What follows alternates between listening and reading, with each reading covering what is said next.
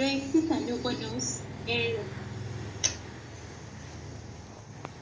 ഞാൻ T V കാണുകയായിരുന്നു. പിറകെ ഒരനക്കം. കുഞ്ഞിയാണോ? പിന്നല്ലാതെ ആര്? ഞാൻ ഇരിക്കുന്ന കസേരയുടെ പിന്നിലേക്ക് ഊൺമേശയുടെ 6 കസേരകൾ വരിവരിയായി അടുക്കിയിട്ടുണ്ട്.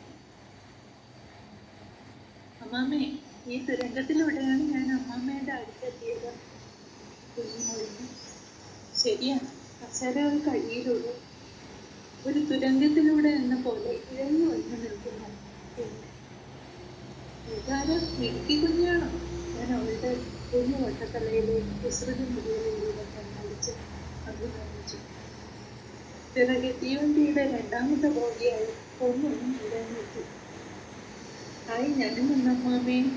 എൻ്റെ മനസ്സിൽ സന്തോഷം. അല്ല, എൻ്റെ മനസ്സിൽ ഉടക്കി കിടന്ന ദുഃഖങ്ങളല്ല. ഇവരെ കാണുമ്പോൾ എങ്ങോട്ടും ഓടി